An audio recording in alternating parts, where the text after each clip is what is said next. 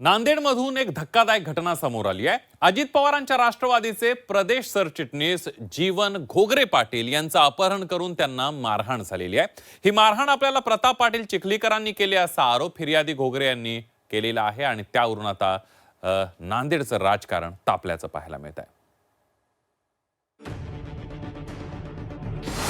एखाद्या सिनेमातल्या प्रसंगाप्रमाणे धक्कादायक घटना नांदेडमध्ये घडली आहे। अजित पवार यांच्या राष्ट्रवादीचे प्रदेश सरचिटणीस जीवन घोगरे पाटलांचं भर दिवसा गाडी अडवून त्यांना मारहाण करत त्यांचं अपहरण झालं। अपहरणकर्त्यांनी त्यांना मारहाण केली आणि त्यानंतर रस्त्यावर सोडलं। घोगरे पाटलांनी पोलीस ठाण्यामध्ये जात घडला प्रकार पोलिसांना सांगितला, तेव्हा त्यातून आणखी धक्कादायक माहिती समोर आली। मारहाण आणि अपहरणामागे राष्ट्रवादीचे आमदार प्रताप पाटील चिखलीकर, त्यांचे पुत्र प्रवीण पाटील चिखलीकर आणि काँग्रेसचे माजी आमदार मोहन हंबर्डे यांचा हात आहे असा गंभीर आरोप घोगरे पाटलांनी केलाय। मागील 1 वर्षापासून प्रताप चिखलीकर, मोहन हंबर्डे यांच्याकडून माझं 2 करोड रुपये येणं होतं। मी वारंवार विनंती केली, ते मला त्रास देत होते, मानसिक आणि राजकीय सुद्धा। 1 वर्षापासून राजकीय त्रास द्यायला सुरू केलं।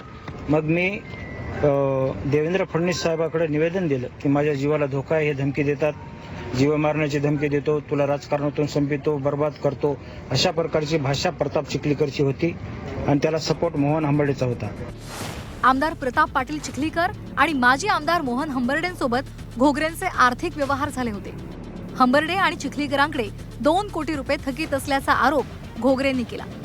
पैसे मागितल्यानंतर गेल्या वर्षभरापासून ते आपल्याला धमक्या देत आहेत, मानसिक त्रास देत आहेत, असा सुद्धा आरोप घोगरेंनी केला।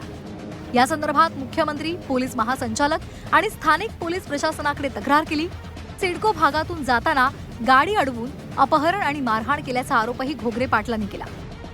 घटना सीसीटीव्हीत कैद झाल्यानंतर पोलिसांनी अपहरणकर्त्यांचा माग काढला।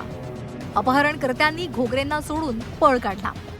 अपहरण आणि मारहाण प्रकरणात पोलिसांनी आतापर्यंत 7 जणांना अटक केली आहे। या प्रकरणाशी माझा संबंध नाही असं म्हणत घोगरे पाटलांचे आरोप चिखलीकरांनी फेटाळले। या गोष्टीची काही जाणीव नाही आणि मला याची माहिती पण नाही। मला काल जीवन घोगरेच्या मुलाचा फोन आला की अशी अशी घटना झाली आणि मी मुलाला सांगितलं की मी लगेच पोलीस अधीक्षकांना बोलू आणि चौकशी करायला सांगू। त्याच्यामुळं मला या प्रकरणाचा काही संबंध नाही, मला ही प्रकरण माहीत पण नाही। त्याच्यामुळं विनाकारण कोणी नाव घेत असेल तर त्याला अर्थ उरणार नाही।